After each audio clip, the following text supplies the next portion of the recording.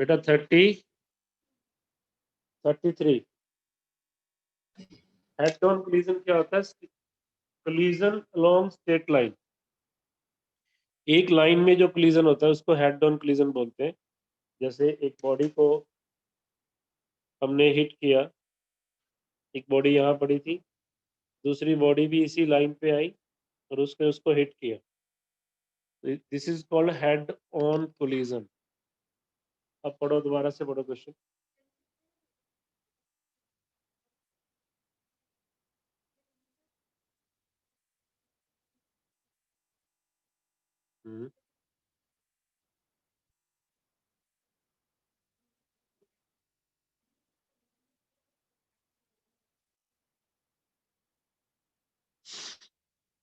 देखिए question number 33, सब लोग निकालो। Two masses are m1 m2, initial speed of the particles are u1 u2 in the same direction, collision start at t is equal to 0 and the particle interact for time delta t, very small time के लिए interact करते हैं, hit करते हैं। during the collision the speed of first particle varies as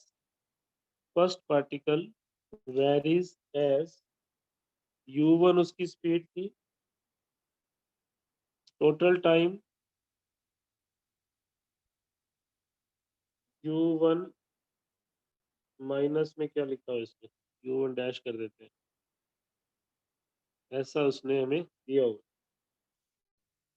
find the speed of second particle as a function of time during the collision. तो हमें second particle की speed निकालनी है as a function of time.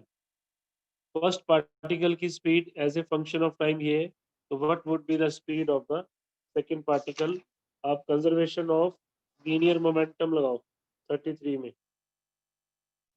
Conservation of linear momentum क्या कहता है कि m1 u1 plus m2 u2 collision के बाद m1 ये उसकी वेलोसिटी है, कितनी? u1 plus T delta t u1 minus, यहाँ इसने क्या लिखा हुआ है? u1 ही लिखा हुआ है, u2 भाई मिस्टेक तो नहीं की इसने, इसमें u1 u2 में दिया है ना, और ब्रैकेट में भी u1 और 33, थोड़ा सा डार्क कलर कर दिया उसको। तो मैं एक बार u1 डैश कर दूं, मैंने u1 डैश कर दिया, अब इसको u1 डैश में लिखेंगे प्लस m2 v2, ये मुझे निकालनी। क्या यहाँ से v2 अलग नहीं कर सकते? करके देखो, v2 को अलग करो और देखो आपका आंसर मैच करता है नहीं करता बुक में से। ये वाला v2 निकालना है, निकालिए सब लोग।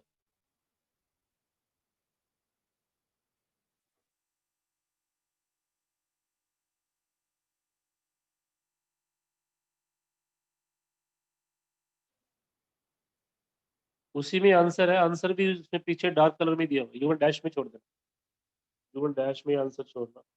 क्लैरिटी नहीं आ रही कि u1 डैश किसको ले रहा है।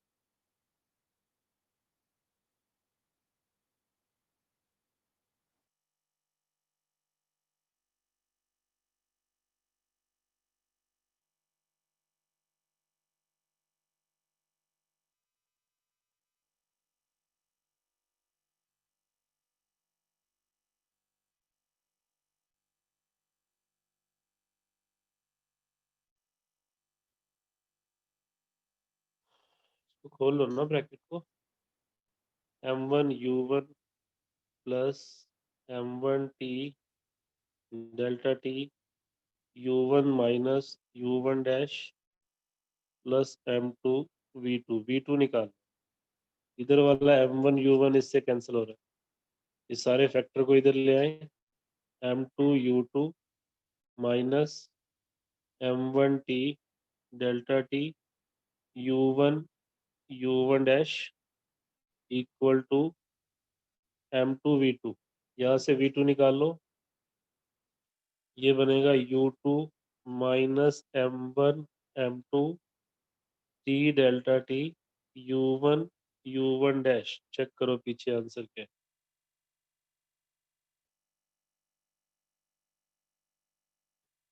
Check this answer. हमने कंजर्वेशन ऑफ लीनियर मोमेंटम को लगाया और कुछ नहीं। What we use here, conservation of linear. इसमें ये चीज हमें नहीं पता तो हमने उसको वैसे ही रख लिया और आंसर भी उसी फॉर्म में। बुक वाले ने इसको डार्क कलर दिया है, अपन ने उसको u1 डैश कर। कोई भी वेलोसिटी होगी, कोई भी वैल्यू हो सकती है, कांस्टेंट है। देखना यही आंसर है क्या इसका? 33 का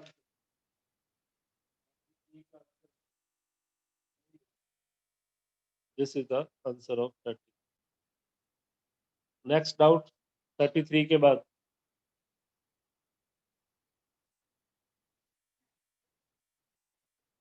ओके, क्वेश्चन नंबर 35। 35 को मैं रीड करता हूँ।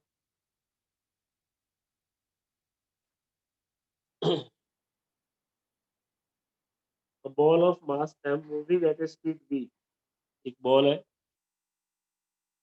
जिसका मास कितना है m, moving at A speed v,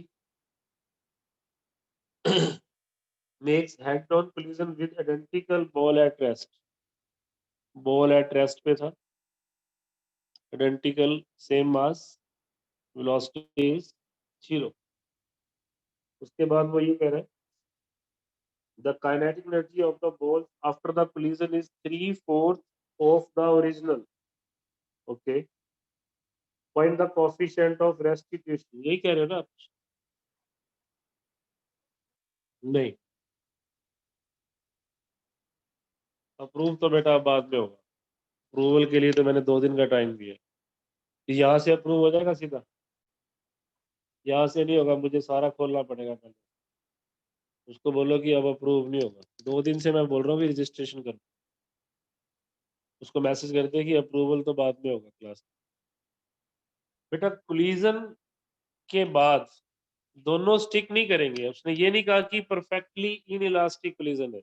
अगर वो परफेक्टली इनइलास्टिक होती, परफेक्टली अगर वो इनइलास्टिक होती तो वो आपस में स्टिक करती। अब इसके अंदर हमें ये नहीं बताया कि परफेक्टली इनइलास्टिक। एक बार रीड करना बेटा दोबारा से question.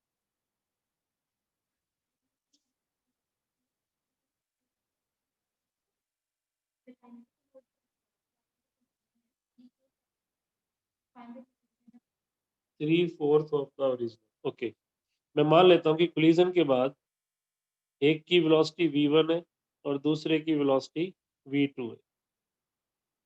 After the collision velocities v1 and v2। तो सबसे पहले तो आप कंजर्वेशन ऑफ लीनियर मोमेंटम लगाओ, mv m0 equal to mv1 mv2। यहाँ से आपके पास एक इक्वेशन बन रही है v के अंदर, v1 प्लस v2। v तो हमें पता है ना, गिवन है, बट v1 v2 नहीं पता। अब उसने कहा है कि काइनेटिक एनर्जी 3/4 रह जाती है बाद में। तो बाद में जो काइनेटिक एनर्जी है हाफ m v1 का स्क्वायर, हाफ m v2 का square, 3/4 of the initial kinetic energy, half m u square. इसकी तो 0 ही थी, दूसरी बॉडी रेस्ट पे थी ना ये वाली। तो यहाँ से एक और इक्वेशन बन गई, हाफ कट रहा है काट दो, m भी कट रहा है इसको भी काट दो। तो आपके पास v1 square plus v2 square equal to 3/4u²। Equation number 2। क्या इन दोनों इक्वेशन से v1 v2 नहीं निकाल सकते? निकाल लोगे? v1 v2 आएगा तो कोफिशिएंट ऑफ रेस्टिट्यूशन का फॉर्मूला आपने थ्योरी लेक्चर में पढ़ा हुआ है, v2 minus v1 u2 minus u1। u2 0 है, u1 u है। v2 v1 आप खुद निकाल लेना, v2 v1 आप खुद निकाल लेना, u2 0 है और ये u। बस ये आंसर आ गया। कैलकुलेशन है थोड़ी सी, वो आप खुद कर लें। उसने ये थोड़ी कहा है कि इन इलास्टिक कोलिजन है वो भी परफेक्टली। तो आप v1 v2 वेलोसिटी मान लो। कंजर्वेशन ऑफ लीनियर मोमेंटम तो लगाना ही लगाना है। एनर्जी के बारे में उसने बोल दिया कि फाइनल में जो एनर्जी है वो 3/4 है इनिशियल एनर्जी का, काइनेटिक का। यहाँ से मेरे पास दो इक्वेशन बन, आप इधर से v1 की वैल्यू पुट कर देना, v2 में क्वाड्रेटिक बन जाएगी, सॉल्व करें। तो सॉल्व आप करना, उसके बाद इसमें पुट कर v2 माइनस v1। नेक्स्ट चलो जी, हिंट मैंने पूरा दे दिया। 35 को ट्राई करना। 35 के बाद का डाउट? दो तीन बच्चे ही कर रहे हैं क्वेश्चन ये। सर 43 पीयूष? सर 43 हाँ, पीयूष का डाउट है 43। नियति पढ़ना 43।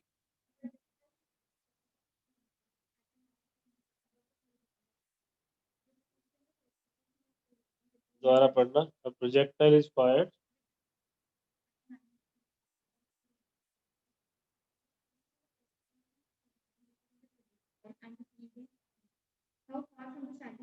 and the क्या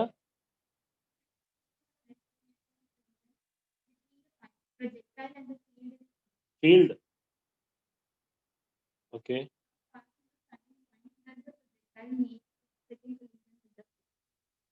ओके, फील्ड, फील्ड ग्राउंड को बोल रहे हो?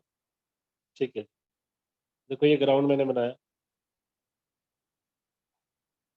प्रोजेक्टाइल मोशन सबने पढ़ा हुआ है, ये ऐसे हिट करेगा, यहाँ से रिबाउंड होगा, दूसरी प्रोजेक्टाइल बनेगी, आपसे पूछा गया ये वाला डिस्टेंस कितना दूर जाके वो सेकंड रिबाउंड पे टकराता है।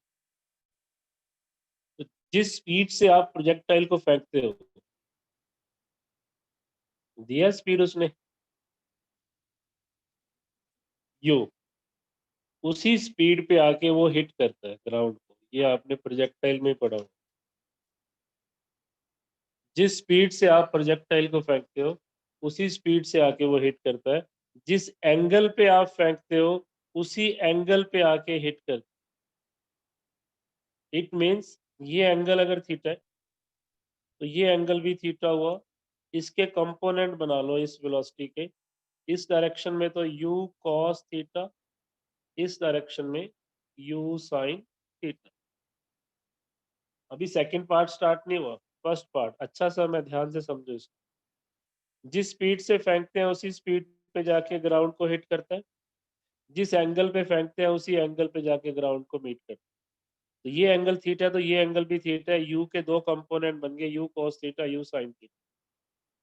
अब रिबाउंड जब हुआ, मैं मान लेता हूं कि v डैश या v से रिबाउंड हुआ, उसको u लिया इसको v।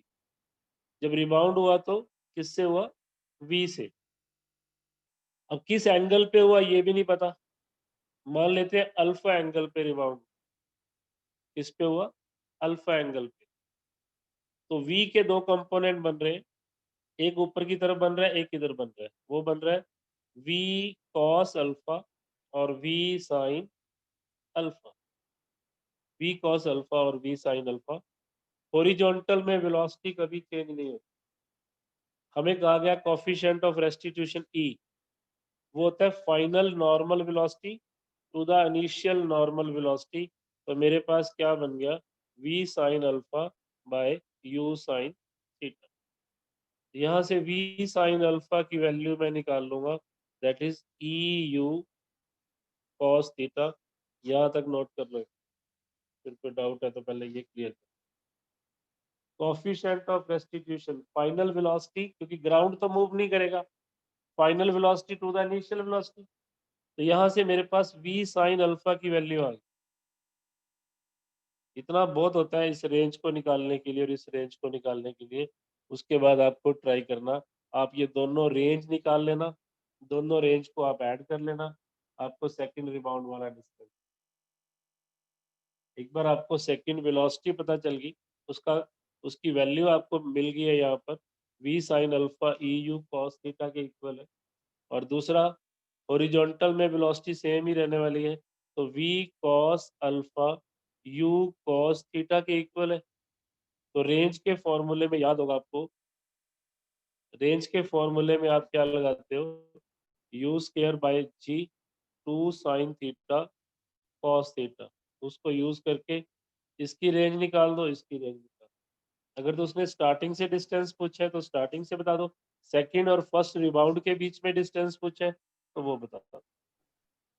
सर हॉरिजॉन्टल में बाउंस होने के बाद भी सेम ही रहेगी वेलोसिटी? बेटा हॉरिजॉन्टल में जो कोफिशिएंट ऑफ रेस्टिट्यूशन होता है, जो चेंज होता है वो सारा का सारा वर्टिकल में चेंज होता है, इधर नहीं होता चेंज।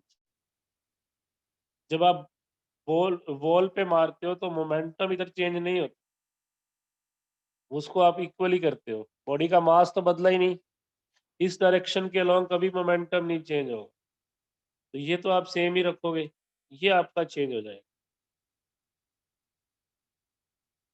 इसको पुट करके देखना, इसको बेटा हो जाएगा, नहीं होगा तो फिर मुझसे पूछ, कैलकुलेशन बढ़िया, आप सेल्फ करना है इसको। 43 के बाद बोलिए। हाँ जी 44 पढ़ो आप 44।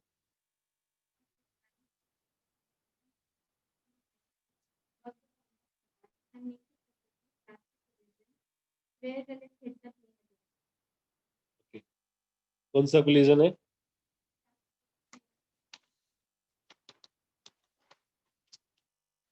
देना क्वेश्चन मुझे, कौन सा है? 44। 44 में कह रहे हैं ball falls on a incline plane. एक इंक्लाइन प्लेन बना लो जिसका angle of inclination theta. This is an incline plane, इसका एंगल ऑफ इंक्लाइनेशन क्या है? थीटा। उसके बाद वो ये कह रहा है ball falls on incline plane theta from a height h, इसको हमने h हाइट से ड्रॉप किया, from height h। Where will it hit on the plane again? Where will it hit on the plane again? यहाँ से ये projectile बनेगा, जाकर ये हिट किया, where will it hit again? पहले तो आप ये देखो कि किस वेलोसिटी से इसने इसको पहले हिट किया, उसी वेलोसिटी से वापस जाएगा, क्योंकि परफेक्टली इलास्टिक कोलिजन है, काइनेटिक एनर्जी का लॉस नहीं हो। तो हमें पता है कि mgh नीचे आया equal to half mv square. इस स्पीड से हिट किया, इस स्पीड से हिट किया, और वो स्पीड कितनी थी? Root of 2gh। स्पीड कितनी थी? Root of 2gh। और जब ये प्रोजेक्टाइल यहाँ से वापस गई तो भी इसकी वही स्पीड थी v, because there is no loss in kinetic energy. अब जिस एंगल पे ये आई उसी एंगल पे वापस जाएगी, नो लॉस। ये एंगल हम कैसे निकालें? हमें पता है कि ये वाला एंगल, अगर ये थीटा है तो दिस एंगल इज थीटा। इतना तो ज्योमेट्री सबको आता ही है ना। वो एंगल दो लाइंस में और परपेंडिकुलर में सेम होता है, थीटा होगा ना ये लाइन, और इसके बीच में एंगल क्या होगा? थीटा। तो ये भी थीटा, ये भी थीटा, तो ये कितना बना फिर? 90 माइनस थीटा। ये कितना बना? 90 माइनस थीटा। तो क्या अब हम रेंज नहीं निकाल सकते? वेलोसिटी का वो कंपोनेंट जो इधर आ रहा है वो कितना होगा? v dash v cos of 90 minus theta, that becomes v sin theta. Sir वो एंगल थीटा कैसे बना? बेटा ये एंगल थीटा है ना, यस सर। ये वाला एंगल थीटा नहीं बन रहा है क्या? एक बार दोबारा देखो, mg का ये एंगल, ये इसका परपेंडिकुलर हो गया, इसका हो गया, बिल्कुल थीटा ही बनेगा। इंक्लाइन प्लेन के अंदर आप कितनी बार ये कर चुके हो, अगर वेट इधर होता है तो उसका ये एंगल थीटा नहीं बनता, अगर ये थीटा होता। वही तो बनाया मैंने, ये थीटा ये थीटा ये थीटा, तो ये वाला बन गया 90 माइनस थीटा। अब वेलोसिटी का कंपोनेंट क्या बना? v sin थीटा इस डायरेक्शन में। एक्सेलरेशन का कंपोनेंट इस डायरेक्शन में क्या होगा? एक्सेलरेशन वो होते हैं g sin थीटा, जानते हो आप। इंक्लाइन प्लेन में एक्सेलरेशन का कंपोनेंट g sin थीटा होता है। मुझे निकालनी है रेंज, x निकालना है, तो फॉर्मूला लगाऊंगा मैं, x is equal to ut plus half at square. x मुझे निकालना था v sin थीटा, अभी टाइम नहीं पता, टाइम निकालना पड़ेगा, half g sin theta t square. इसमें मुझे टाइम की वैल्यू पुट करनी है। टाइम निकालने के लिए आपको पता है कि इंक्लाइन प्लेन से बॉडी गई, इंक्लाइन प्लेन पे वापस आ गई, तो इस डायरेक्शन में उसका डिस्प्लेसमेंट क्या हुआ? 0। इंक्लाइन प्लेन पे वापस आ गई ना, इसकी नॉर्मल डायरेक्शन में, नॉर्मल डायरेक्शन में डिस्प्लेसमेंट क्या हुआ? 0। वेलोसिटी क्या थी इस डायरेक्शन में? वो थी u cos थीटा, मतलब v cos theta into T, minus half, इस डायरेक्शन में एक्सेलरेशन का कौन सा कंपोनेंट बनता है? g cos theta T square. ये चीज देखिए इधर, इंक्लाइन प्रोजेक्टाइल का पार्ट है। जब आप इंक्लाइन प्लेन पे ही बॉडी को वापस लेके आ रहे हैं तो उसका इस डायरेक्शन में कोई भी डिस्प्लेसमेंट नहीं है। इसको मैंने एक बार y मान लिया, तो y 0 हो गया। इस डायरेक्शन में वेलोसिटी का कंपोनेंट क्या था? u cos थीटा, u है ना ये वाली v, u या v जो भी लिए, इधर तो साइन बनता है, इधर cos बनता है, और टाइम लगा t। और एक्सेलरेशन के दो कंपोनेंट लिए थे मैंने, एक g sin थीटा इधर, एक g cos थीटा इधर। तो यहाँ पर, यहाँ से आप अपना टाइम निकाल, इसको 0 रख दिया, एक टाइम तो कैंसिल हो गया, दूसरा टाइम निकलेगा 2v cos theta by g cos theta. Check करो, यही बन रहा है ना?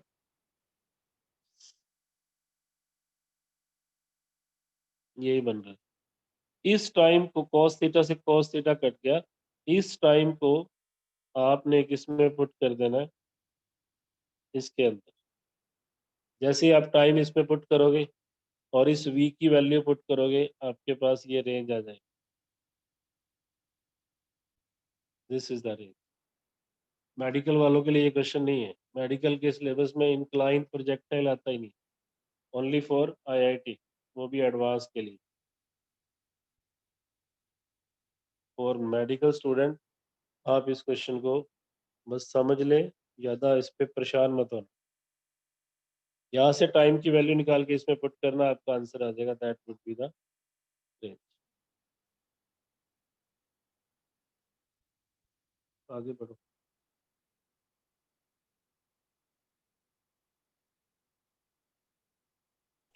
सर उधर प्लस का हाफ जी जी cos थीटा नहीं आएगा?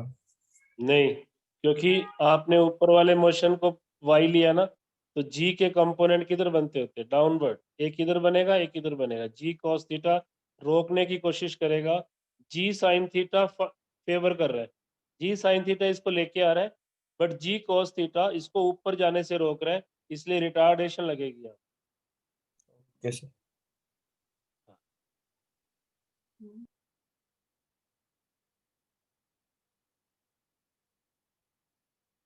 नेक्स्ट जी।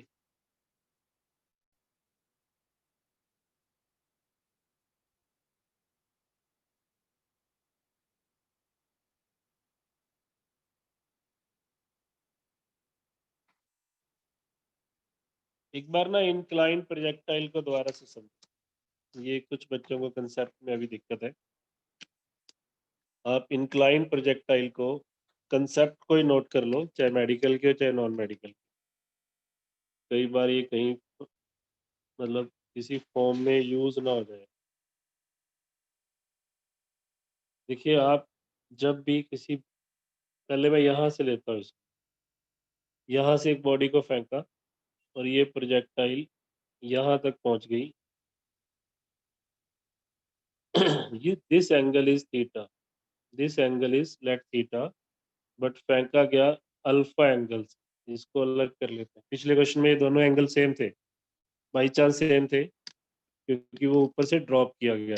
अगर आप किसी प्रोजेक्टाइल को ए से फेंकते हो और वो बी पे जाके गिरता है किसी वेलोसिटी कैपिटल वी से, या यू, जो भी लेना चाहिए, यू ले लिया, तो आप एक काम ये करें, इसी प्लेन को अपनी एक्स एक्सिस मान लें, मान सकते हो आप, तो फिर इसके 90 डिग्री वाली एक्सिस को वाई एक्सिस मान लें। पहले तो आप ये लेट कर लें कि आपकी वाई एक्सिस कौन सी है और एक्स एक्सिस कौन सी, वो मैंने बना दी, एक्स एक्सिस है वाई एक्सिस। इंक्लाइंड प्लेन को ही आप एक्स एक्सिस मान लें और उसके 90 डिग्री पे आप उसको वाई एक्सिस, नंबर 1।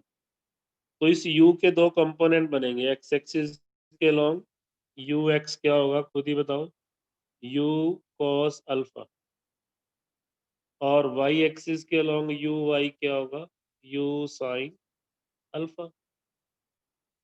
g की वैल्यू सब जानते हैं कि नीचे की तरफ लगती है किसी भी पॉइंट पर, चाहे मैं यहाँ दिखा देता हूँ।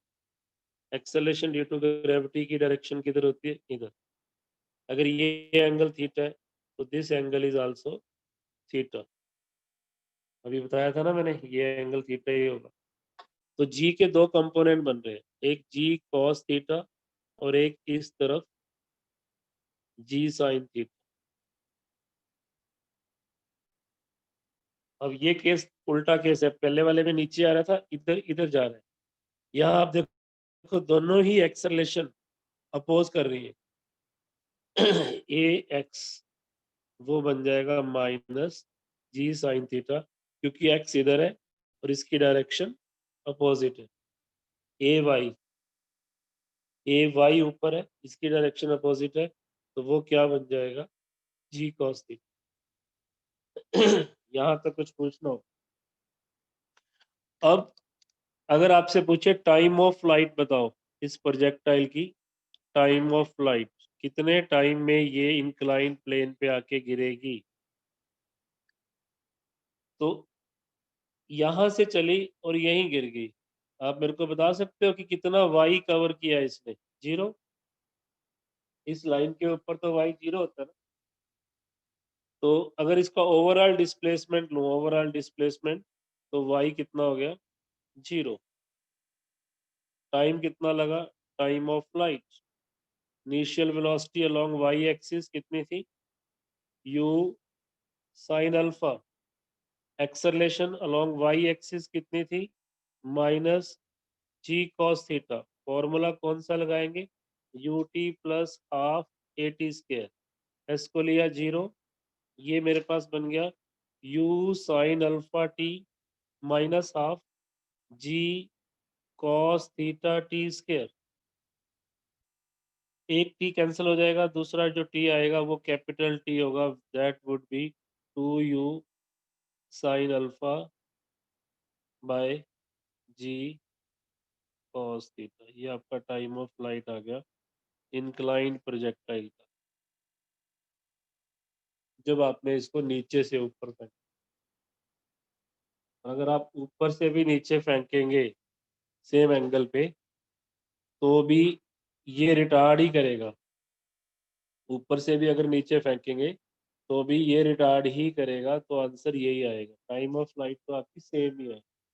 और जो आपका डाउट था उसमें ये दोनों एंगल सेम बन रहे थे, मतलब दोनों ही कॉस बन रहे थे हमने जब सॉल्व किया, इसलिए वो कट रहे थे। अभी जनरली ये होगा। अब निकालना क्या है, रेंज। तो आप एक्स एक्सिस वाली कंपोनेंट ले लो, आपको निकालना है ये वाला डिस्टेंस ए बी। तो वही U T plus half A T square, U कितना है यहाँ, यू कॉस अल्फा और टी कितना टाइम ऑफ फ्लाइट। ये भी अपोज कर रहा है क्योंकि आप ऊपर जा रहे हो ना, तो माइनस हाफ जी साइन थीटा टी स्क्वायर। इस टी की वैल्यू को आप इसमें पुट कर दोगे तो आपकी रेंज, इसके अंदर अगर आप पुट करोगे तो रेंज आएगी। उल्टी प्रोजेक्टाइल में रेंज अलग आएगी क्योंकि यहाँ प्लस का साइन है और कोई चेंज नहीं है, टाइम ऑफ फ्लाइट पे कोई फर्क नहीं है। बट जब आप इधर से फेंकोगे ना इसको नीचे की तरफ, तो आप देख पा रहे हो कि जी साइन थीटा उसी डायरेक्शन में जिधर बॉडी जा रही है, तो वहां ये प्लस का साइन आ सकता है। वो डिपेंड करेगा कि आप इसको नीचे से ऊपर फेंक रहे हो या ऊपर से। This is your inclined projectile, ये भी मैंने आपको बता दिया इस क्वेश्चन। अब आप वाली स्टेटमेंट में क्या था, देखो उसमें यहां से बॉडी आ रही थी नीचे, यहां से बॉडी आ रही थी, तो ये एंगल थीटा बनता, तो ये एंगल थीटा बनता है उसमें बाई चांस, तो ये एंगल 90 माइनस थीटा बन जाता। तो जो अल्फा, जिसको मैं अल्फा ले रहा हूं,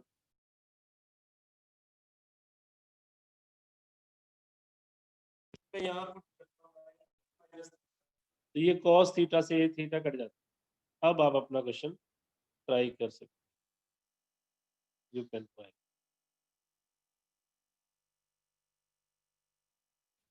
बोलिए, कुछ पूछना।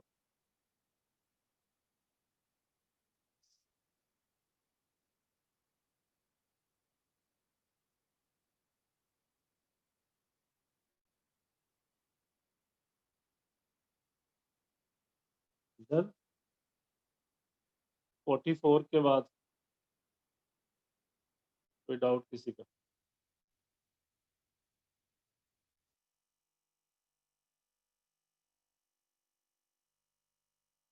सर 49।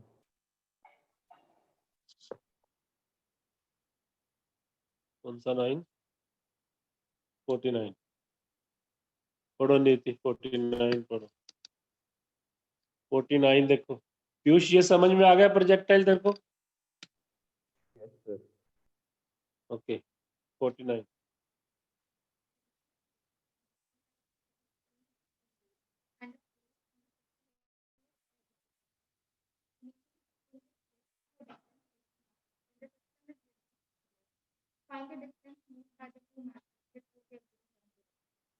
दिखाओ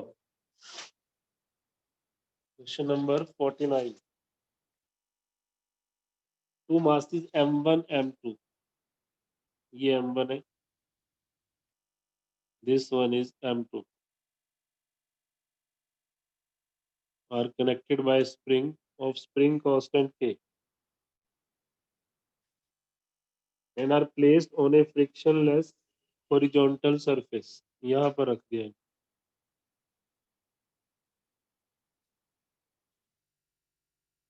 Initially the spring is stretched through distance x naught। Spring को हमने x naught खींच दिया इनिशियली, उससे क्या हो गया, स्प्रिंग के अंदर एनर्जी आ गई। कितनी एनर्जी आ गई? हाफ के एक्स नॉट का स्क्वायर आ गया। जब आपने खींचा तो स्प्रिंग में कितनी एनर्जी आती है? हाफ के एक्स स्क्वायर, यू नो, वो एनर्जी आ गई। फिर वो ये कह रहे हैं कि when the system is release from rest, find the distance moved by two masses before they again comes to rest. Before they again comes to rest. देखिए ये रेस्ट पे कब आएंगे, पहले आप खुद एनालाइज करो। जब ये स्प्रिंग को इतना कंप्रेस कर देंगे जितना ये कर सकते हैं, तभी ये रेस्ट पे आएंगे। आपने दो दो को पहले खींचा फिर छोड़ा, फिर वो दोनों मास आए, स्प्रिंग को कंप्रेस किया, एक पोजीशन पे आके रुक गए, एक पोजीशन पे आके रुक गए, पहले भी रुके हुए थे, अब भी रुक गए, तो काइनेटिक एनर्जी पहले भी नहीं थी, अब भी नहीं थी, तो यही सारी की सारी एनर्जी उसके पास कंप्रेशन की फॉर्म में चली गई। तो कंप्रेशन कितना हुआ? जितना इलोंगेशन था उतना ही कंप्रेशन। कंप्रेशन कितना हुआ? जितना इलोंगेशन था उतना ही कंप्रेशन। अब आप देख लो कितना डिस्टेंस ट्रेवल किया। पहले इनके बीच में डिस्टेंस कितना था? जितना स्प्रिंग की लेंथ है। उसके बाद जब आपने इसको खींचा तो स्प्रिंग लंबा हो गया, तो इन दोनों के बीच में डिस्टेंस कितना हो गया, L प्लस एक्स नॉट। उसके बाद जब ये रेस्ट पे दोबारा आए तो इनके बीच में डिस्टेंस कितना रह गया, L minus x not, L minus x. तो L प्लस एक्स नॉट से चले और L माइनस एक्स नॉट तक आ गए, तो आंसर देख लो क्या है। देखना क्या आंसर दिया।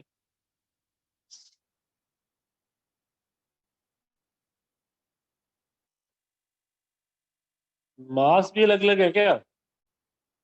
ओ, अगर मास सेम होते तो सीधा सीधा निकल जाता।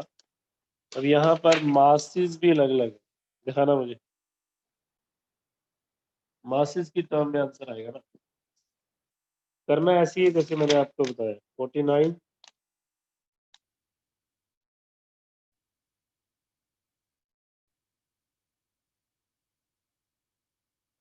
देखिए, सेंटर ऑफ मास जो होता है ना, वो कभी भी शिफ्ट नहीं होता, क्योंकि कोई बाहर से फोर्स नहीं लग रही।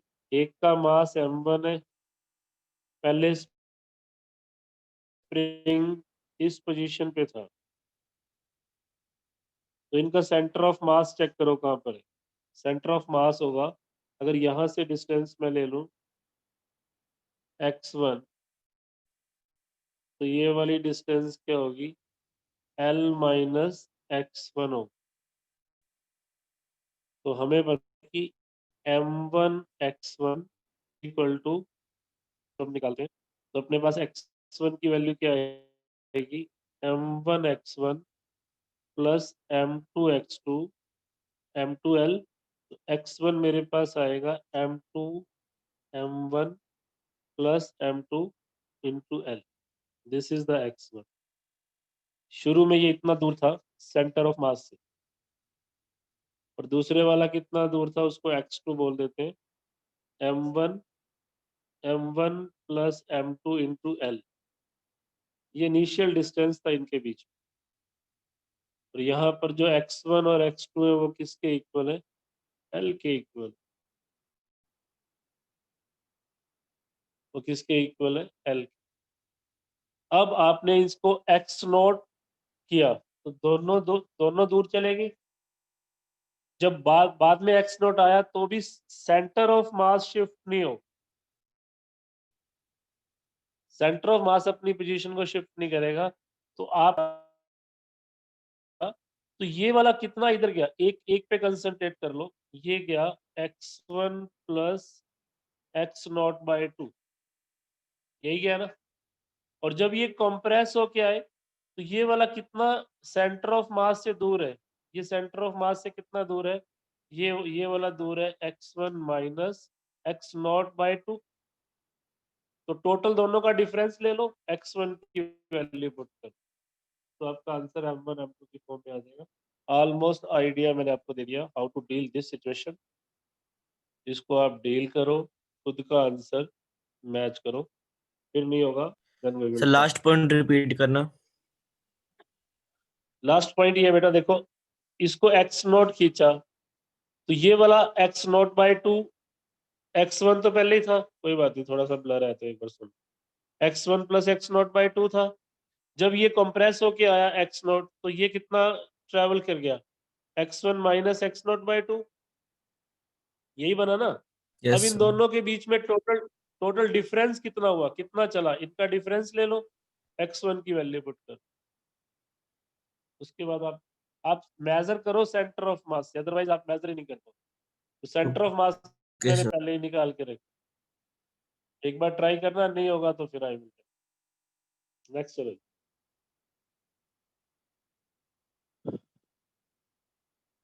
बहुत ज्यादा ब्लर तो नहीं है यार, मेरे पास भी चल रहा है।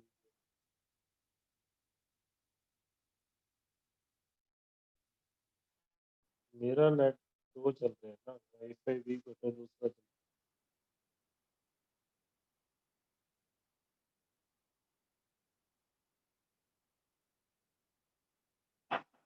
बिल्कुल क्लियर है वाईफाई। क्या चीज? नहीं ये रहा, ये तो अलग से चल रहा होगा, तुम्हारे साथ ही कनेक्टेड है ये। इस पे एक एक वर्ड सही दिख रहा है, तुम्हारे को सही आ रहा है, वो देख ले सही फिर आ रहा तुम है जो सर। मर्जी। बेटा क्लियर, वीडियो क्लियर है? क्लियर है। Okay next. हाँ नेक्स्ट चलो बेटा नेक्स्ट। आज तो क्लैरिटी बहुत ज्यादा है, ओवर क्लैरिटी हो गया, जबरदस्त। 49 के बाद कितने क्वेश्चन है टोटल? मैंने 45 तक दिए थे। ला एक क्वेश्चन ट्राई करो सब लोग, मैं क्वेश्चन बोलता हूँ नंबर, अभी ट्राई करो उसको। क्वेश्चन नंबर 61 ट्राई करो सभी बच्चे।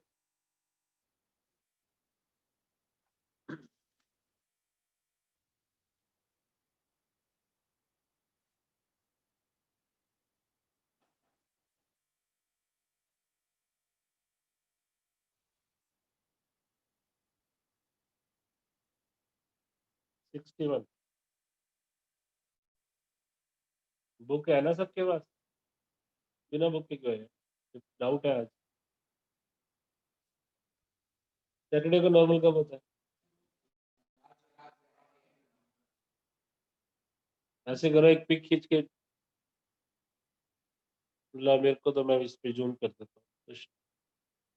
61 स्टेटमेंट ये रही, स्क्रीनशॉट ले लेना। ये बुक को ऐसे पकड़ के नहीं बैठूंगा मैं तुम्हारे लिए। एक मिनट में ब्लर को कर देता हूँ सही। आ गया, ले लो स्क्रीनशॉट। जिसके पास बुक नहीं है स्क्रीनशॉट ले लिया ना, करो।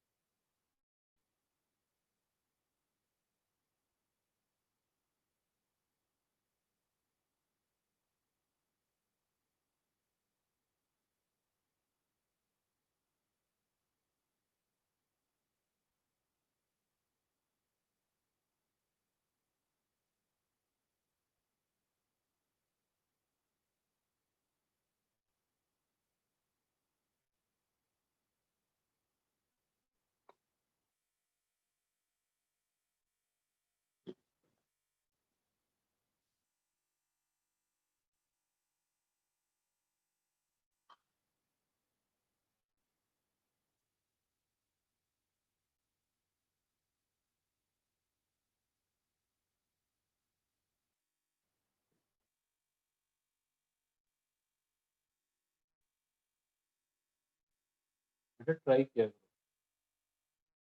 तो ये पता चलेगा कि क्या दिक्कत है।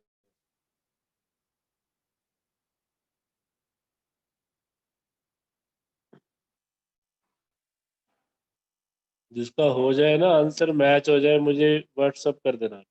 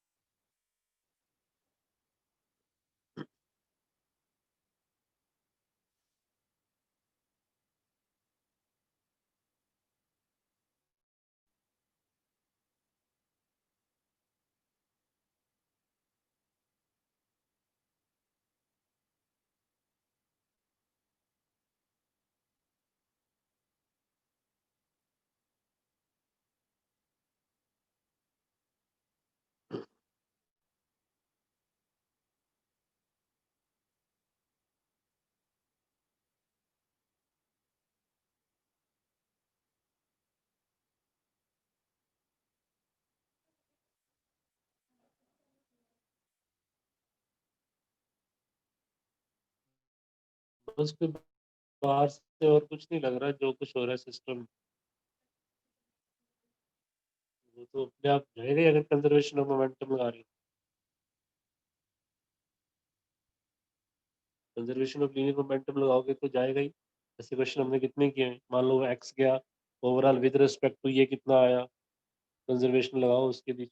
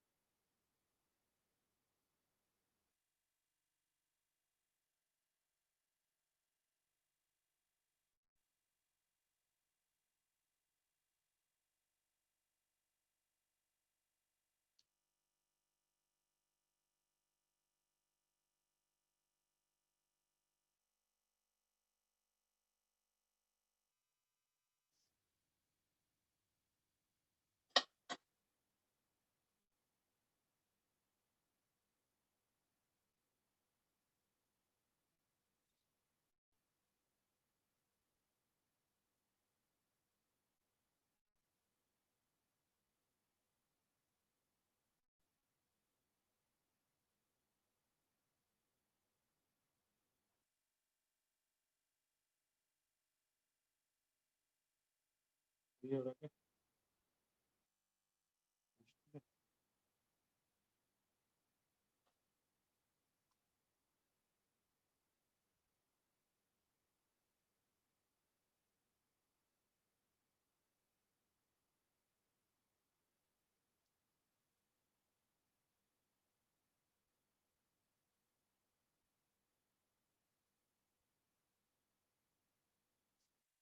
चलो मैं हिंट देता हूँ तुम्हें, ध्यान रखो।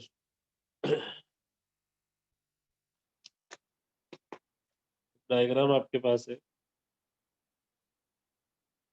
This is a body like this,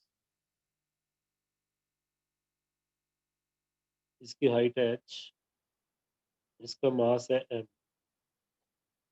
यहाँ पर एक बॉडी है स्मॉल मास नीचे ग्राउंड पे, यहाँ पर जैसे इसको आपने कोई velocity the, small body m placed over the large mass m whose surface is horizontal near the smaller mass and gradually curves to become vertical. The smaller mass is pushed on the longer one at a speed of v.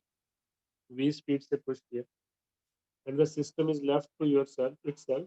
Assume that all the surfaces are frictionless. Find the speed of the larger block. इसकी speed आपको बतानी। Find the speed of the larger block. A part आपका हो जाना चाहिए था वैसे, क्योंकि आपने मोमेंटम दिया इसको, सिर्फ लार्जर पार्ट ही मूव नहीं कर रहा, उसके साथ छोटी बॉडी भी मूव कर रही है ना।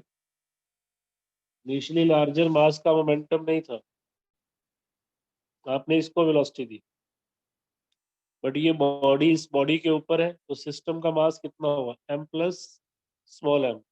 तो लार्जर मास की स्पीड कितनी बनी, m दिस इनटू v। चेक करो फर्स्ट आंसर।